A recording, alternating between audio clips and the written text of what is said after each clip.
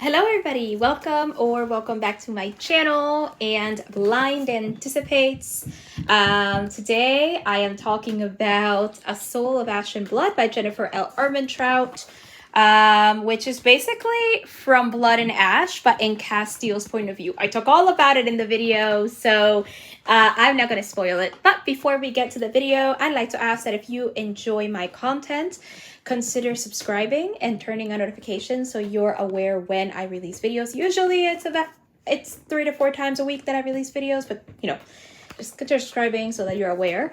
Also, I would like to ask that you check out my writing. Now you have 1 to 2 forms. You have my blog, which is always linked in the description, where I write reviews. And also some creative writing such as poetry and creative nonfiction, or you can check out my book, the first volume in the Child of Death series, Daughter of Death, which is available for pre-order on Smashwords, Apple, Barnes & Noble, and Kobo. Currently, it's not available for on Amazon because Smashwords does not have access to it, but they are acquired by Draft Digital. So soon there should be access for that. So you might have to be patient for it to get on Amazon, so you can read it on your Kindle. But for now, you can find it in the retailers mentioned above.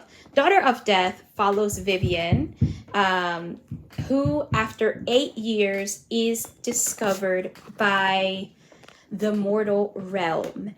She and her unusual family, because she's a half deity and she's a daughter of a ruler of the dead and human, now have to adjust to new changes. So it kind of just follows what happens after she's discovered.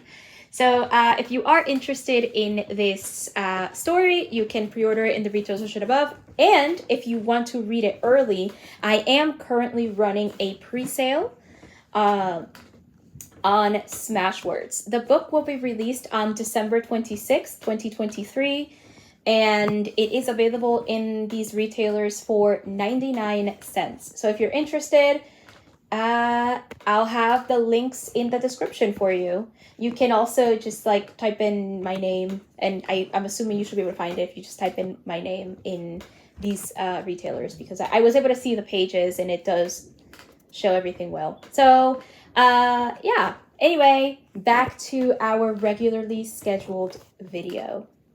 Oh, wait, before I go, if you choose to participate in the pre-sale and buy it from Smashwords, and you have the option and time to leave a review, please do so. Reviews are very helpful to authors. Thank you. So, it looks like in the Flesh and Fire / Blood and Ash world, it will be a year for the fans, because we have, by the looks of it, 3 books coming out. We have, hold on, I have this written down because I have a list of things I need to know. Okay, we have A Soul of Ash and Blood, Visions of Flesh and Blood, A Blood and Ash / Flesh and Fire compendium, and we have A Fire in the Flesh, the 3rd book in the Flesh and Fire series. So it definitely looks like it's going to be a year for the fans, and I'm here for it. A year for the fans is good. So I am dutifully making my blind anticipates for these. Or the books that have a description, but I think I might make something out of A Fire in the Flesh, even though it has no description yet. I did talk about what I think would happen, but I want to do it again. So we're gonna do that, because why not? Probably after, yeah. So yeah, it looks like it's going to be a year for the fans, and I'm excited because I have read all these books, and these books are amazing. For the Sarah J. Maas fan in me, I highly enjoy this because these books are really, really good for me. I am a Sarah J. Maas fan, and these books kind of fit that kind of role for me. So it does appear like it's going to be a year for the fans, and I'm excited. So for our first one, anticipates in the Blood and Ash world, I guess, I'll be doing A Soul of Ash and Blood by Jennifer L. Armentrout. Now, I'm going to read the description and I'm going to talk a little bit about it. But as a preface, I do want to say that I do have some critiques regarding this book right now, even though it has not come out. I do have some slight critiques that I want to talk about. And it's not necessarily about the direction the book is going. It's more about the listing. I actually don't mind the way that this is going to be. But it's more about the listing, and I will explain. I want to explain some things later. So as a preface, I do have some critiques. I don't usually... and this is not a review. It's more a review on the listing. It's not a review on the story itself. It's not a review on any of the content of the story, because I don't have any of that. I don't have the context of the story. I don't have what the story might... I have an idea of what the story might look like, but I also think there's going to be more. And I think that's okay. So let's talk about this. A Soul of Ash and Blood. Number one New York Times best-selling author Jennifer L. Armentrout revisits the first novel in her phenomenal Blood and Ash series. But this time, it's Hawk's turn to tell the story. So, let's start here. Wait, let me see if... Is there that much here for fans of... Okay, there's really not that much here. So let me just read the rest of this, because that's the main thing we're going to talk about. Filled with new scenes, insights, and a few surprises, A Soul of Ash and Blood is a must-read for fans of From Blood and Ash and the love story of Poppy and Hawk. Now, I want to say, as another preface, there are some people who think that... I do know that there are people who believe that writing a story from another character's point of view, so like writing a story from a different character's point of view, rewriting the same story but from a different character's point of view, is kind of lazy writing or and stuff like that. However, I am not someone who thinks that. I think that rewriting a story in another character's point of view can give you some insight into their thoughts at the time, especially if they weren't that point of view character and in the beginning. And I think that is something that Jennifer L. Armentrout can do. Because if you have read the Red Pearl scene from Castiel's point of view, I think you can kind of notice that the differences in the scene. Like, you saw what happened. Like, you can tell the differences in the scene before, from the original From Blood and Ash, and from the what is it? Oh, right. You can tell the difference between that and from the differences between that scene and the one with the original and the Red Pearl scene. We get to see what happens beforehand in the Red Pearl scene, and then which is builds up to and then we get to see the scene with them and Castiel's thoughts and his realization moment to realize, oh shit, this is not who I think it is. This is the maiden, and how he is reacting to her. So there is a lot, I think, to gain from rewriting a story from a different character's point of view here and there. Now, it can be done wrong. It has been done. Okay, the books the places I know that I've read. Also, I do know someone else, I think, in YouTube who called this kind of like backtracking in writing, but I don't know. I don't consider this that way, I guess. In a way it is, but it's not as bad. So we saw two examples I can bring up that did write stories and scenes from a couple of examples I can think of are who did something similar to this are Veronica Roth in Divergent and Stephanie Meyer in Twilight. And Veronica Roth did not write Divergent, like the entirety of the first Divergent book, in Force Point of View. Instead, she wrote then at the point of view of the knife throwing scene, which I highly enjoyed, and she also wrote three prequel stories and one story that took place in the Divergent. So she wrote the first three stories in Force Point of View for her are in the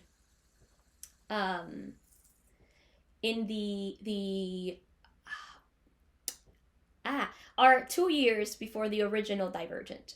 That's what I mean. They're 2 years before the original Divergent, and those are the first three stories. The fourth story is written in the original Divergent timeline when Triss is already there, but there are a lot more scenes. So while we write some scenes in Force Point of View with Triss, there are also scenes that are completely without her that we would have never really known about unless we read that story. There is that. And then there is Stephanie Meyer, who actually did it twice, when you think about it.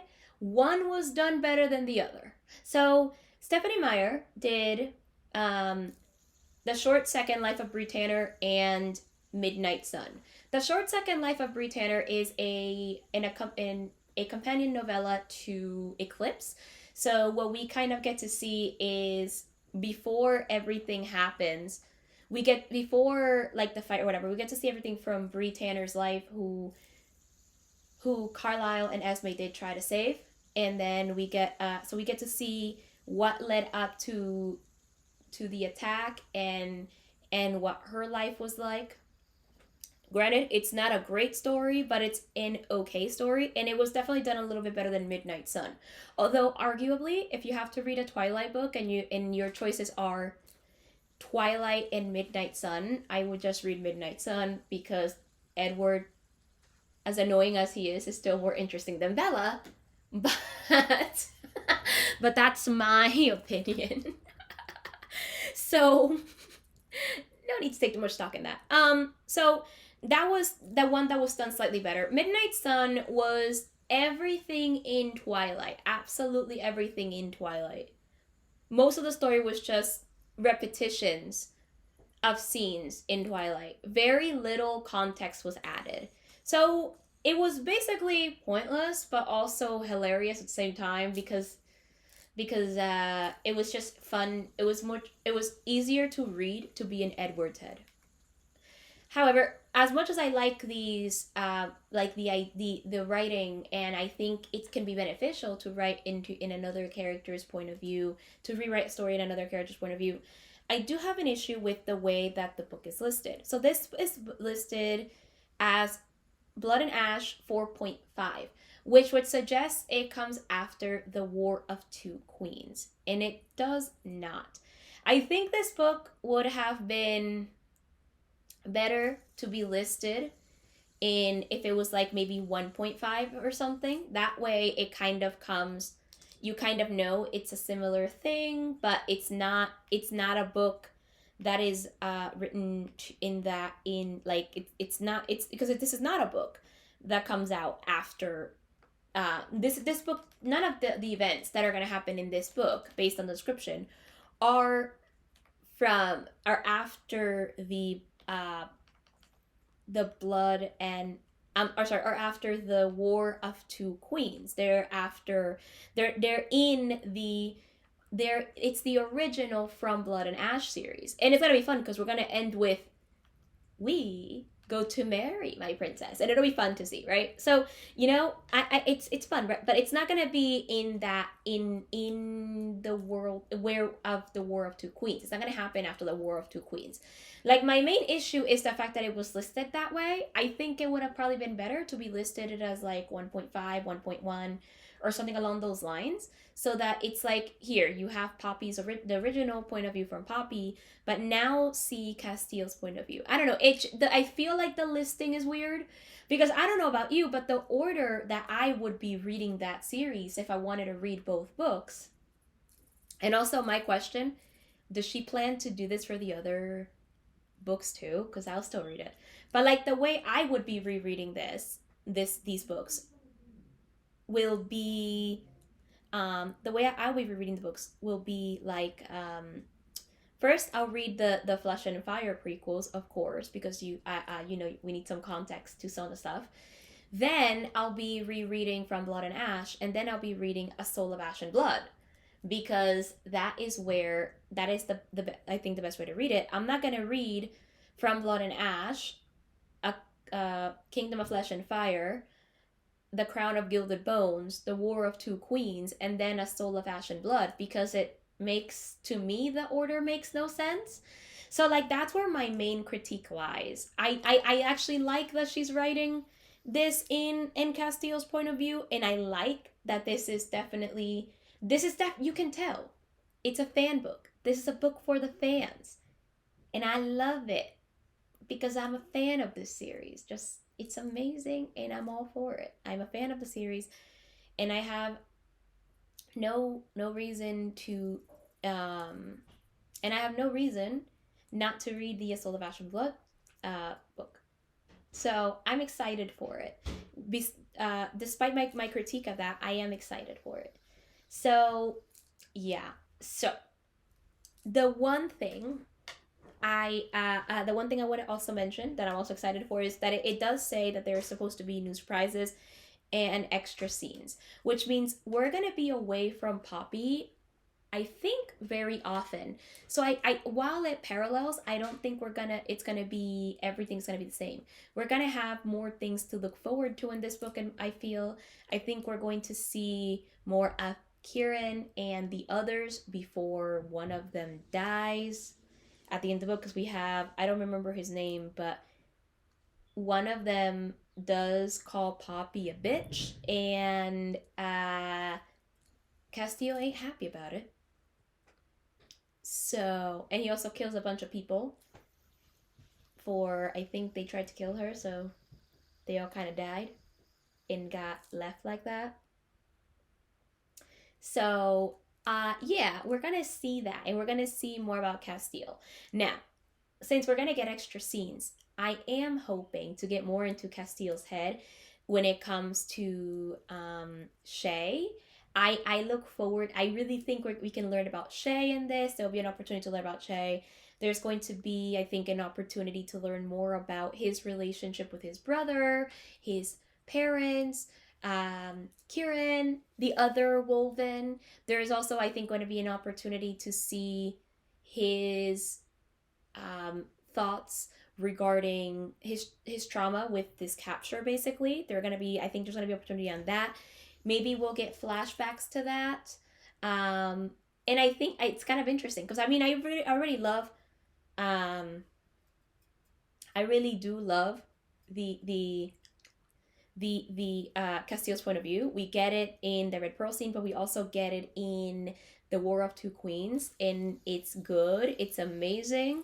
So I look forward to finding that book. I will say I don't think it's ready for pre-order yet. I don't know why, because the release date on Goodreads is July 18th, 2023. So why can't I pre-order it? It's not, it looks like it's not ready to be pre-ordered, at least not on Audible, which concerns me. Is there not going to be an audiobook for this? I am worried about that. So I am looking forward to this. I think it'll be really fun to read a story on Castiel, or the story from Castiel's point of view, and we get to see how he might start falling in love with Poppy, because yeah, I think that is going to be a thing I want to see. Ooh, another thing that could come up that I'm personally all here to see. which maybe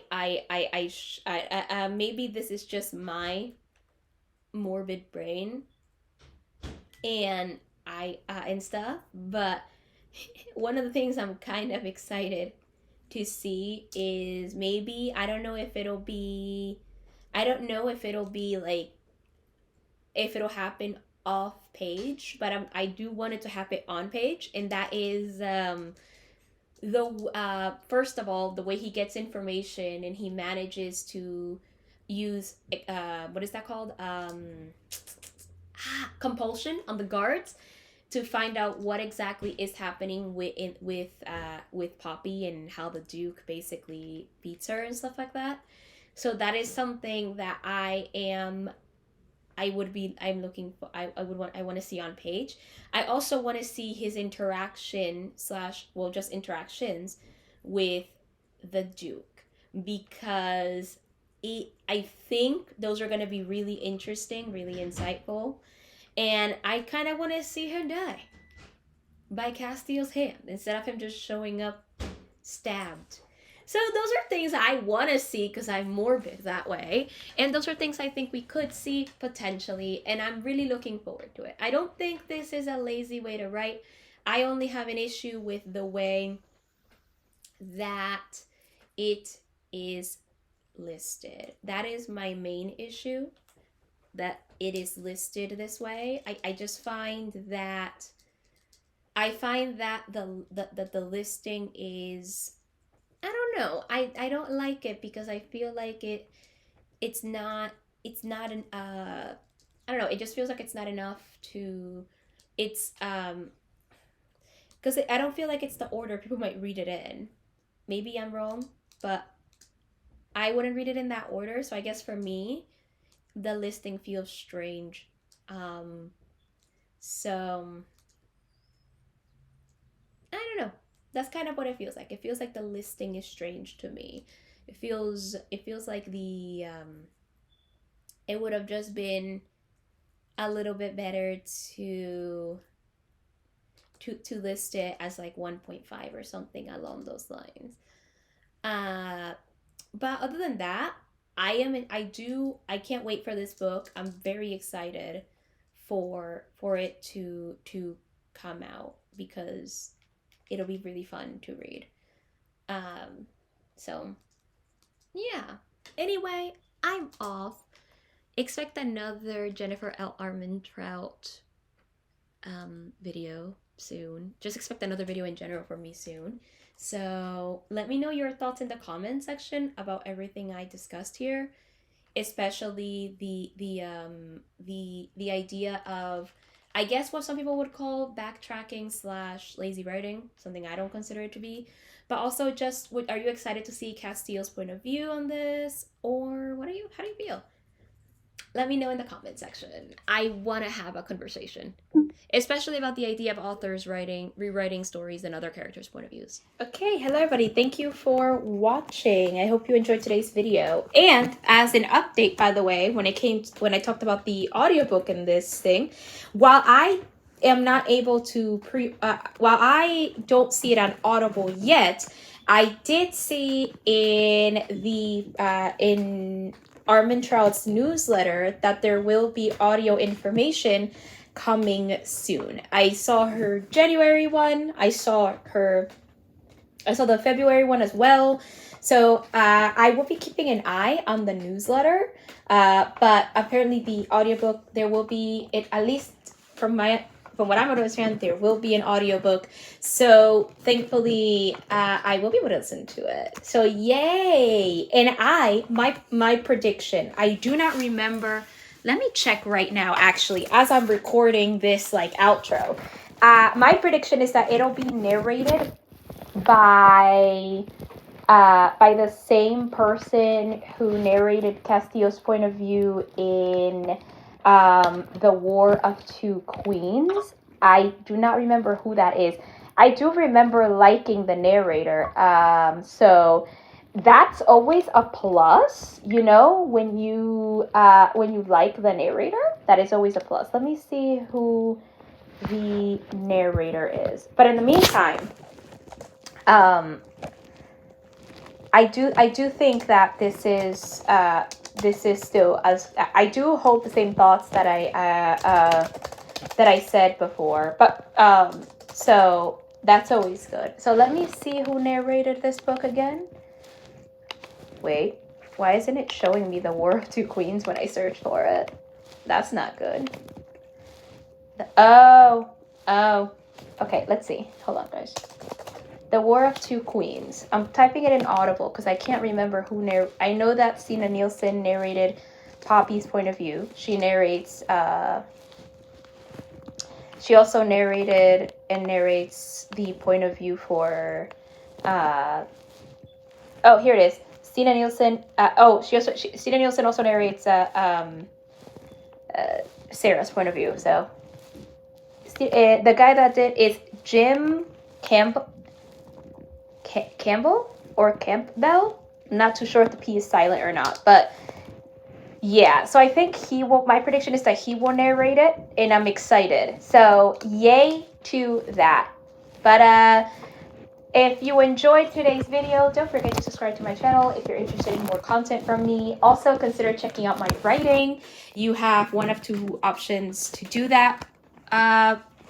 You can check out my blog where I release book reviews on Sundays, as well as creative writing. Currently, I'm going to be releasing them once a month. I release poetry, creative nonfiction, for creative writing, or you can definitely consider pre-ordering my book, the first volume in the Child of Death series, Daughter of Death, where we follow Vivian, who after 8 years of not being discovered, is discovered by the mortal realm, and she and her, I'd say, and her unusual family, because she's a half deity, daughter of a ruler of the dead, and a mortal woman, now have to adjust to new changes. So we follow Vivian as to see kind of what happens when she is discovered. So if you are interested in the premise, you can find my book on Apple, Barnes & Noble,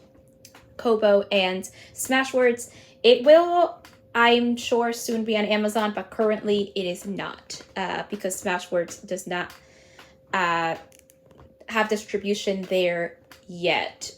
They will, of course, as soon with the acquisition, with the acquisition that they have with Draft to Digital, yeah. So they'll have it definitely soon. So be patient for that to be on Amazon, but you can definitely find it in the retailers I mentioned. But if you want to read my work early, I am currently running a pre-sale on Smashwords only, and you can buy my book and get it early. The pre-sale will be available until the release date, which is December 26, 2023. And yeah, you can read it. And in all the retailers, you can find my book for 99 cents. So if you are interested in the premise I have described, feel free to pre-order it or buy it early and read it early in Smashwords. Also, if you participate in the pre-sale and you have the option and time to review my book, please write a review. It is very helpful for authors. Reviews are very helpful for authors. And with that, thank you for watching, and until next, and also considering pre-ordering my book. And until next time, consume stories. Bye.